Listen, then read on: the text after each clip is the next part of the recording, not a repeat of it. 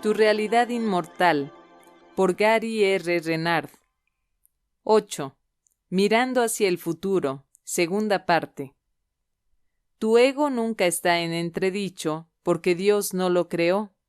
Tu espíritu nunca está en entredicho, porque Él lo creó. Un curso de milagros. 2 meses después, la desaparición ya era mucho más conocido, y mis días estaban repletos de actividades desde que me despertaba por la mañana hasta que me iba a la cama por la noche. Me resultaba interesante comprobar que la gente nunca ve la mayoría de las cosas que hace un autor conocido. Escribir, en mi caso los libros, diversos artículos y otros proyectos, los mails y las llamadas telefónicas, la programación, los viajes, hablar en público, la publicidad, las entrevistas para las revistas y la radio, que suelen ser grabadas, conocer a gente, preparar charlas y talleres, y media docenas de otras cosas que ocurren detrás del escenario. El público solo te ve en charlas, talleres y firmas de libros y durante cierto tipo de participación en los medios. La mayor parte del tiempo mi trabajo era divertido, pero siempre había oportunidades de perdonar relacionadas con las cosas que me ocurrían cuando viajaba y algunos ataques ocasionales de personas que en su mayoría estaban mal informadas en sus comentarios sobre el libro. Yo no me quejaba, porque pensaba que aquello formaba parte del paquete, y si el libro no hubiera tenido éxito, nadie habría hablado de él, ni a favor ni en contra. En cualquier caso, era difícil no responder del mismo modo, especialmente cuando alguien decía cosas que simplemente no eran ciertas. ¿Se les debería permitir desinformar al público sin presentar paralelamente la información precisa? Esto era un problema, especialmente en Internet, donde la facilidad de acceso hacía posible que cualquiera con un interés personal en el asunto contara con un foro donde presentar la falsa información. Era un tema difícil con el que lidiar. Arten ya me había dicho que perdonara en el Internet, pero me resultaba muy duro quedarme sin hacer nada, viendo que a la gente se le mentía sobre nuestro trabajo. También había un par de cosas de las que Arten y Pursa habían dicho en la primera serie de visitas que me inquietaban, y además personalmente quería saber más sobre el futuro del planeta, fuera ilusión o no. La siguiente vez que aparecieron mis profesores, me sentí inspirado a preguntarles sobre estos temas. ¿Cómo te va, hermano? De maravilla. Bienvenidos a mi humilde morada. Es agradable estar aquí. Sí, lo es. Entonces, ¿has pensado ya un título para nuestro libro? Sí. De acuerdo, morderé el anzuelo. ¿Cuál es? Voy a llamarle Los mensajes ocultos en la cerveza. No está mal, pero creo que no has dado en el clavo. Sigue uniéndote con Dios, ya te vendrá. Entonces, primera pregunta. Si alguien está diciendo algo específicamente impreciso sobre mí, o sobre nuestro libro, o cualquier cosa conectada con ambos en Internet, ¿se supone que tengo que cruzarme de brazos y permitírselo? Te dije que perdonaras, pero es hora de añadir algo. Sí, siempre has de perdonar. Si después de perdonar sientes que necesitas hacer algo, pregunta siempre al Espíritu Santo si hay algo que deberías hacer. Recuerda, el Espíritu Santo no hace nada en el mundo, nunca, pero Él puede inspirarte en tu acción. Una buena regla orientativa sería decir que el Espíritu Santo no crea un lugar de estacionamiento para ti, pero puede inspirarte a encontrar uno. Sí, eso me gusta. Es correcto y exacto. Y lo importante es que al dejar que Él se encargue, estás deshaciendo la idea de separación en lugar de reforzarla. De modo que perdono y después pregunto. Sí, si hay tiempo. A veces en una emergencia no hay tiempo de preguntar.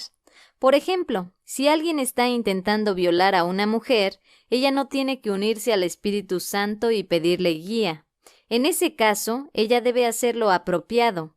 Ese no es el momento de aplicar la lección del libro de ejercicios. Si me defiendo, he sido atacado. Recuerda, el curso se hace al nivel de la mente. Si eres una mujer y un hombre está intentando violarte, dale una patada en los huevos. Gracias, Pursa, la voz de la experiencia.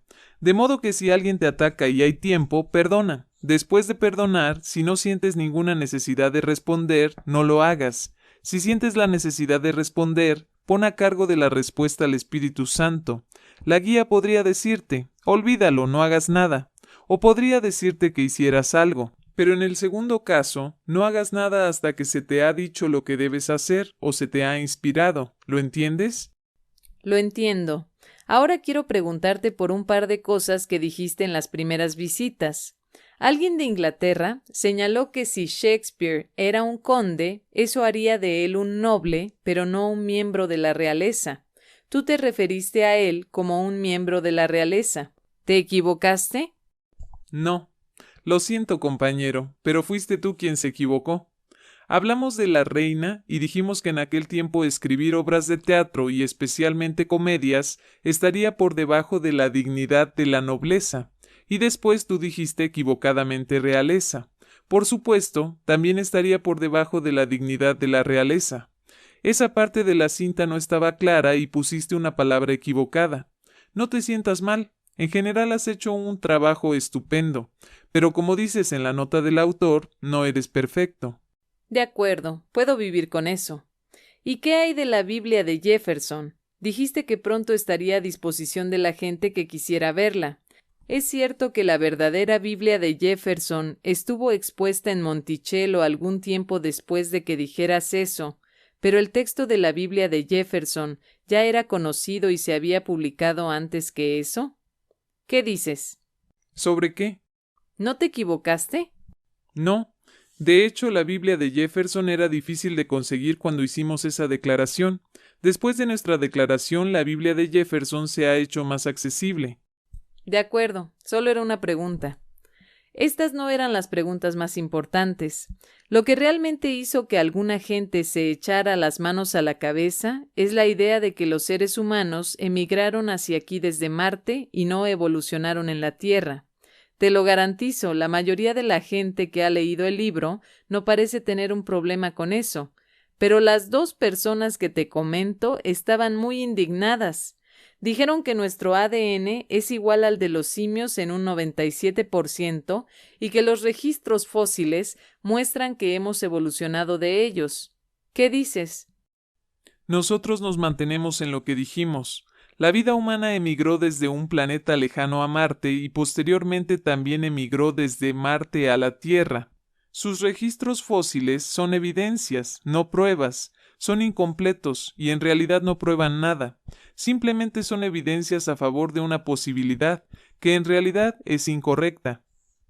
Y en cuanto a que el ADN humano es igual al de los simios en un 97%, ¿qué significa eso? No prueba que hayamos evolucionado de los simios. Hay varios tipos de alienígenas que si chocaran aquí en la Tierra como los que chocaron en Roswell, y si estudiara su ADN y el público supiera de su existencia, se vería que tienen un ADN muy similar al de ustedes. ¿Qué cabría esperar de las formas de vida humanoides? Una de sus teorías científicas explica las razones de esto. La evolución no es la única teoría científica que cuenta para explicar cómo parece que ustedes llegaron aquí al nivel ilusorio de la forma. En el universo de la forma, las semillas de la vida viajan grandes distancias. El ARN y el ADN en realidad fueron trasplantados o importados de más allá de nuestro sistema solar. Existían en otros lugares al mismo tiempo. La teoría científica que lo explica se llama panspermia. Pero no uses esa ni ninguna otra teoría para desviar tu ojo de la pelota. En lugar de mirar hacia afuera, hacia el universo, deberías recordar de dónde viene este universo. Sí, mucha gente es fiel a la teoría de la evolución. Nuestros sistemas educativos la transmiten y la gente la acepta completamente. El mono hace lo que ve. No te olvides de algo. Prácticamente todo lo que ha sido aceptado como cierto, más adelante ha demostrado ser falso. Lo que este año es un hecho científico, dentro de un siglo será una teoría desbancada. Cada teoría forma parte del síndrome del palo y la zanahoria.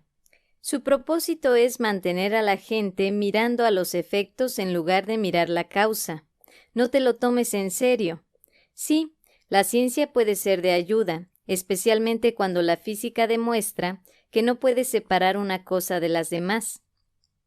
Las personas tienen que tomar estas ideas y aplicarlas por sí mismas, porque son muy pocos los científicos que están dispuestos a tomar estas ideas y llevarlas a su conclusión lógica. Ellos saben que el universo es una ilusión, pero no están dispuestos a decirle a nadie que lo es. Eso es lo que ocurre cuando tienes que ganarte la vida como científico, y como no es tu caso, di las cosas tal como son. Tú tienes una gran enseñanza que compartir. Muchas personas están desanimadas y apáticas. Un mensaje como el de un curso de milagros es una cura para la apatía. Sí, pero ¿qué pasa si tienes una cura para la apatía y a nadie le importa? A suficientes de ellos les importará. No necesitas el acuerdo del mundo. El mundo no existe. Simplemente comparte el mensaje con esos aspectos aparentemente separados de tu propia mente que están preparados para ello. Eso es lo que hago, compañero. Pero si no te importa, tengo unas cuantas preguntas sobre el futuro. Ya sé que en realidad no está ocurriendo, de modo que no es importante, pero ustedes me hablaron de él la última vez y me preguntaba si podrían volver a hacerlo. Siempre hablamos contigo de las cosas que te interesan, Gary. Este es uno de los modos en que hacemos que el perdón sea relevante en tu vida. Esto no son teorías. Se supone que las has de aplicar a cualquier cosa que te interese y a cualquier cosa que esté ocurriendo en tu sueño. Así es como funciona el verdadero perdón. Es como lo que dice el curso sobre aplicar las ideas del libro de ejercicios. Es usándolas como cobrarán sentido para ti y lo que te demostrará que son verdad. Teniendo esto en cuenta, empieza a preguntar. De acuerdo. Mucha gente está señalando que el calendario maya acaba en el 2012 y según dicen, eso significa que el fin del mundo se producirá en esa fecha. No mencionaron nada sobre esto en su primera serie de visitas, de modo que me preguntaba si al hablar del siglo siguiente se les había olvidado mencionar el fin del mundo. No, lo siento, pero no tenemos programado un fin del mundo para esa fecha. El año 2012 es el final de un ciclo, no el final de la raza humana. Lo que ocurre al principio de un ciclo es que comienza una nueva fase. La razón por la que no lo mencionamos es que como es un ciclo, eso significa que es cíclico, es decir, que se repite. Eso es lo que hacen los ciclos. De modo que tienes lo mismo que ha ocurrido antes, pero de otra forma. Y entonces la gente le da mucha importancia, cuando lo que en realidad demuestra es que cuanto más cambian las cosas, más se quedan igual. Lo que ocurre siempre es una forma nueva y aparentemente diferente de la misma vieja ocurrencia. De ahí la sabiduría del dicho, no hay nada nuevo bajo el sol, es cierto. De modo que no hay apocalipsis, el eje de la Tierra no va a girar repentinamente y congelar a la gente y este tipo de cosas. No, lo que ocurrirá en el nuevo ciclo es muchas cosas buenas combinadas con muchas cosas malas. Eso es dualidad. En el lado bueno, empezarás a ver más cooperación de los Estados Unidos para intentar acabar con el calentamiento global. En este tema, tu país se ha puesto en una posición inexplicable para el resto del mundo. Entretanto, el clima ya está exhibiendo síntomas de los efectos del calentamiento de las aguas del mar. Este año tendrán una cifra récord de huracanes tropicales procedente del Atlántico, 27. Cada vez que el agua se calienta 1/10 de grado, tienes más tormentas y en general también son más intensas. Esta tendencia continuará y tu país acabará recibiendo el mensaje, cuando cambien tus líderes. Los científicos también se darán cuenta de que hay más agua dulce en los mares porque se están derritiendo los glaciares y porque hay más agua de lluvia. Eso también tendrá su efecto. En pocos años habrá tanta preocupación con el medio ambiente y tantas advertencias de los científicos convencionales que tu país emprenderá acciones en colaboración con otros países por el bien de muchos, en oposición a su actual política de al infierno con el bien del mundo por el bien de unos pocos y sus beneficios. En lugar de vender el futuro de sus hijos, a nivel gubernamental se pondrá de moda transmitirles un planeta decente. Cuando entre los científicos haya una concentración tan alta de opiniones acerca de que los gases que provocan el efecto invernadero están produciendo un aumento de las temperaturas que si no se detiene fundirá los casquetes polares, elevará el nivel de los mares 1 metro para finales de siglo, inundará las comunidades costeras y producirá otras inundaciones, sequías y tormentas, hasta el gobierno tendrá que acabar prestando oídos. Recuerda que llevará tiempo dar la vuelta a la situación y que la gente seguirá teniendo miedo de las condiciones climáticas extremas, tanto del calor como del frío. El calentamiento global producirá un tiempo extremo. No obstante, finalmente se le dará la vuelta y la cooperación global hará que la gente se sienta optimista con respecto al futuro. Este puede ser un buen momento para señalar que, a pesar de todas las cosas terribles que oyes cada día en las noticias, la gente vive hoy mejor que nunca. Hace 100 años, el promedio de vida era de 49 años, ahora es de 75. Para finales de este siglo, la duración media de la vida humana habrá aumentado hasta 100 años, y no será raro que algunos vivan hasta los 130 años. Es posible que la gente no lo sienta, pero está más segura de lo que nunca ha estado. Si eso no fuera así, ¿por qué viviría más tiempo? Estoy seguro de que es verdad, pero evidentemente el método preferido de adquirir poder es jugar con los miedos de la gente. Ellos querrán contar con la protección del gobierno, aunque el gobierno no sea lógico en sus políticas. Eso me recuerda a una historia que me encantaba. Hace unos 100 años hubo un senador republicano por el estado de Massachusetts, llamado Henry Cabot Lodge.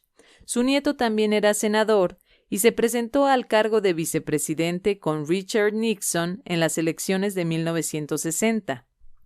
Hace un siglo, el primer Lodge estaba en el Senado estadounidense durante una gran crisis económica y dijo a sus colegas: ¿podemos aparentar que hacemos algo? Siempre pensé que eso era muy divertido. Sí lo es.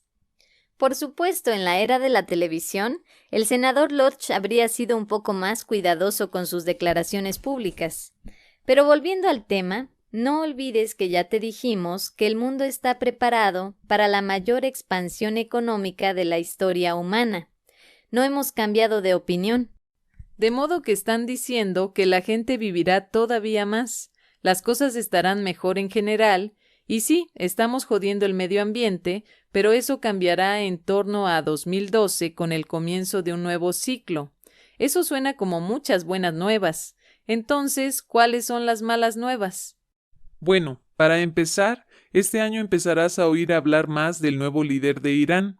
Al nivel de la forma, estas son malas noticias. En realidad, Nostradamus hablaba de él cuando describió a un hombre que sería la mayor amenaza para las ciudades occidentales.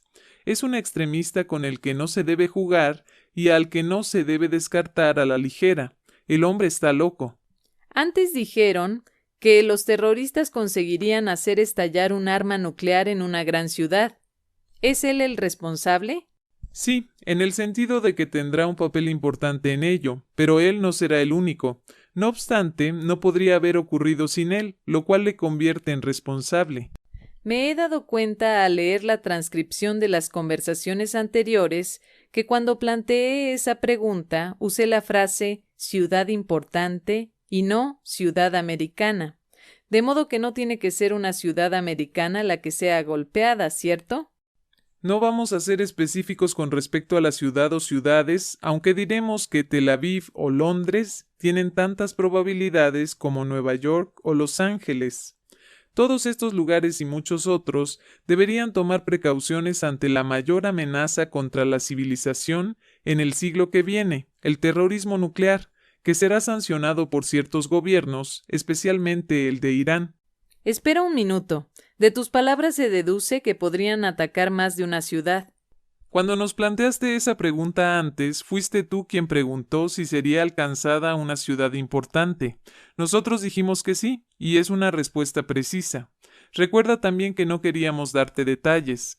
Lo que sí queríamos decirte hacia el final de la conversación es cuál es el verdadero propósito de la situación, que es el mismo que el de todo lo demás: perdonar. Ya recuerdo.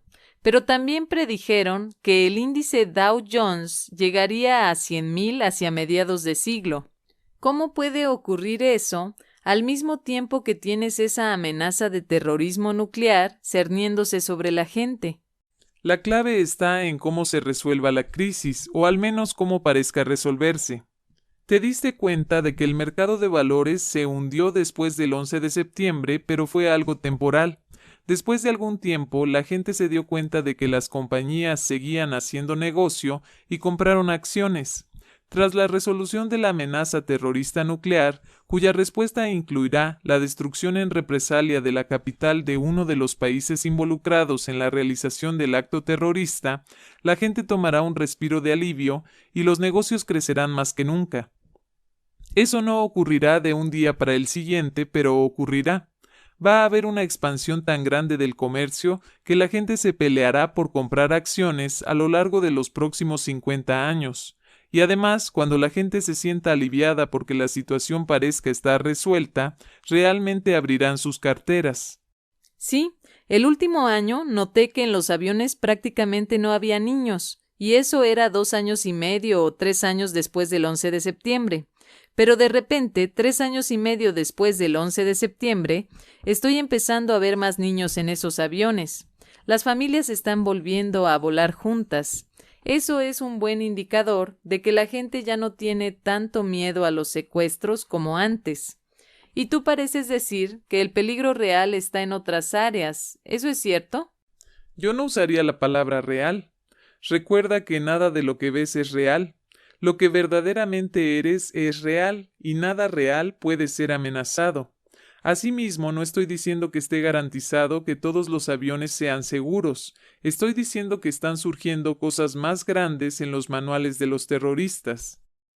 Bien, también pareces estar diciendo que los aliados bombardearán Teherán con armamento nuclear en represalia.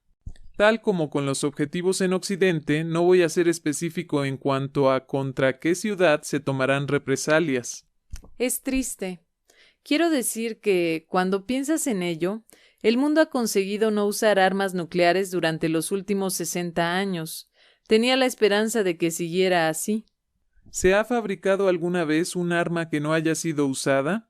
Si no quieres usarla, no la fabriques. Sí, desde Hiroshima y Nagasaki ha habido una tregua de 60 años en el uso de armas nucleares, pero para que sea permanente tienes que acabar con el conflicto donde verdaderamente está, que es en la mente.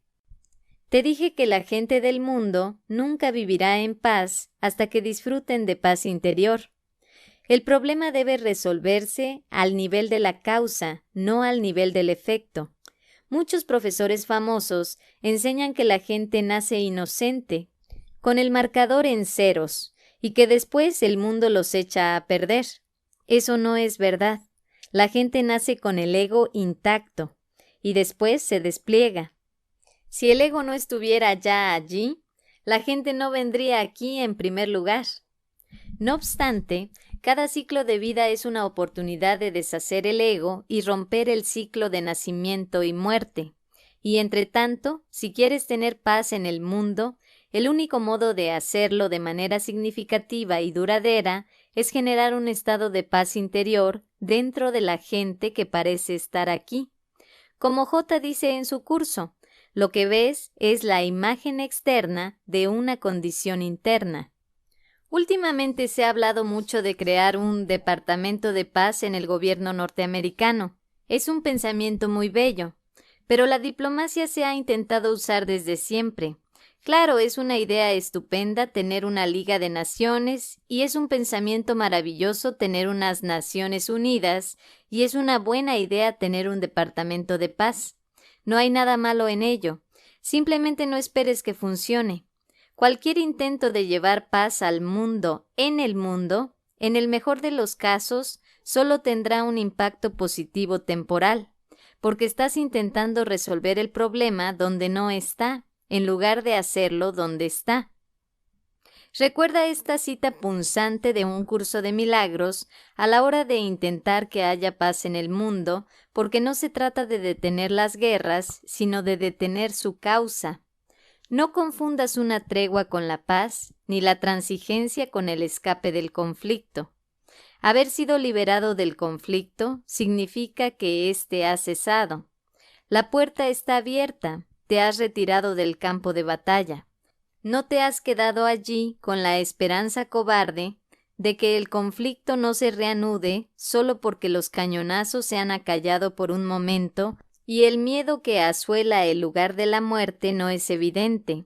En un campo de batalla no hay seguridad. Lo puedes contemplar a salvo desde lo alto sin que te afecte, pero dentro de él no puedes encontrar ninguna seguridad.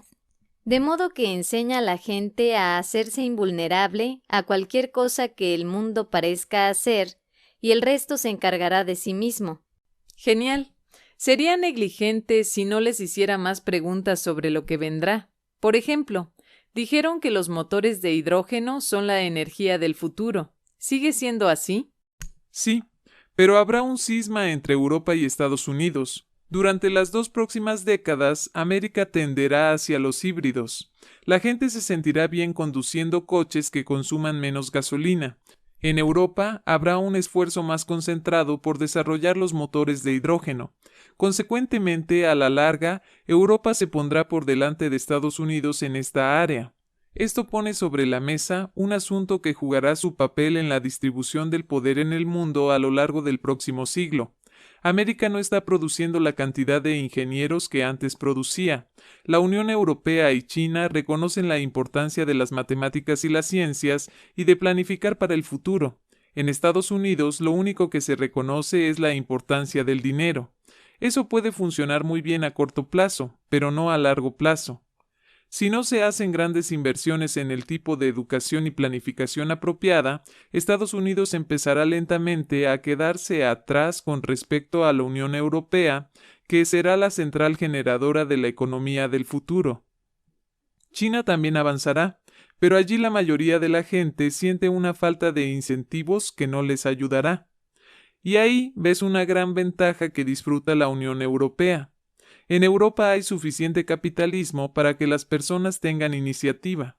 Y también hay suficiente socialismo para que se cuide de la gente en áreas importantes como la atención sanitaria. En Estados Unidos, la razón número 1 de las bancarrotas son las facturas médicas. Y ahora los congresistas están emprendiendo acciones para castigar todavía más a la gente con problemas de salud y hacerles rehenes de los bancos, de los hospitales y de las compañías de tarjetas de crédito para las que trabajan los propios congresistas. También continúan sancionando las tendencias de las corporaciones que estafan las pensiones de los empleados más antiguos. En Europa, Canadá y otros lugares con políticas más saludables, la gente no tiene que preocuparse de perder todo lo que tiene por una enfermedad. Esto les da más incentivos, no menos. En Estados Unidos, la falta de inteligencia, compasión, pensamiento de futuro, inversiones en educación relacionadas con las matemáticas y las ciencias, y la simple avaricia, hará que en unas pocas décadas tu país quede por detrás de la Unión Europea como líder económico. Qué paradójico que el país que conquistó su independencia de Inglaterra como una fuerza revolucionaria en un mundo conservador se haya convertido en la fuerza conservadora que queda por detrás de su tiempo y empieza a perder puestos frente al mismo país contra el que se rebeló y otros países que considera sus aliados. ¿Y aún así ves el Dow Jones en 100,000 puntos? Sí, será producto del crecimiento económico mundial. El primer signo de que los tiempos han cambiado será que Europa se beneficiará todavía más. ¿Podrías hablarme de algunas otras tendencias del futuro? Computadoras cuánticas que te dejarían anonadado, ascensores espaciales que elevan pesadas cargas por el aire y las ponen en órbita, viajes turísticos a la Luna, teletransportación, todas estas cosas ocurrirán en un futuro no muy lejano. ¿Teletransportación? ¿Quieres decir como hacían en el programa Star Trek? Muchas de las cosas que se convierten en hechos científicos eran ciencia ficción hace no mucho tiempo. Tal vez recuerdes que en la versión original de la serie usaban unas herramientas llamadas comunicadores para hablar unos con otros. Entonces parecían de ciencia ficción. Actualmente un alto porcentaje de la población usa teléfonos móviles para hablar con sus congéneres, muy parecidos a los comunicadores que se usaban en la serie. Sí. ¿Sabes una de las cosas buenas de los teléfonos móviles? Recuerdo que hace 15 o 20 años mucha gente iba por la calle hablando consigo mismos. Ahora ya no tienen que hacerlo. Pueden ir por la calle hablando a sus móviles. Por supuesto, ya se sabe que en algunos casos no hay nadie escuchando en el otro extremo. Los viajes espaciales del futuro no siempre se harán en naves espaciales. A veces se viajará a lugares distantes enviando a la gente allí por medio de un rayo. Hacen falta días para volar a la Luna, pero algún día se podrá enviar a alguien allí en 3 segundos. Evidentemente, si miras más allá del próximo siglo, esa es la forma de viaje espacial que prevalecerá. Tal como los investigadores ya han conseguido transportar rayos de luz de un punto del laboratorio a otro, esa tecnología se implementará a nivel biológico macroscópico y la gente será enviada de un lugar a otro. Esto tiene todo tipo de ventajas sobre otras modalidades de viaje espacial. Y eso es todo, compañero. No queremos ampliar demasiado esa imaginación tuya. Tienes mucho trabajo que hacer. Simplemente recuerda para qué sirve todo. Mientras caminas por tu película onírica, que escribiste, dirigiste y después te olvidaste de ella para que pareciera real, perdona lo que hiciste y retorna a Dios. Demuestra que tienes verdadera sabiduría, viendo la inocencia en todos, y de esa manera haz la tuya. Y pasa un par de meses geniales. Sí, y diviértete. Gracias, amigos. Y no duden en dejarse caer por uno de los talleres si les apetece. Cuando se fueron, me quedé allí sentado en contemplación silenciosa, pensando en todo lo que habían dicho, y me di cuenta de que, teniendo en cuenta todo lo que me habían enseñado, la única manera viable de funcionar en el mundo era estar preparado para perdonar, independientemente de lo que ocurriera, y entonces los sucesos concretos no importarían. Me sentí como un observador, viendo pasar los días con J, preparándome en forma lenta pero constante para graduarme y acceder a una forma de vida superior, y sin embargo, disfrutando también sin culpabilidad de los placeres que ésta tiene para ofrecer.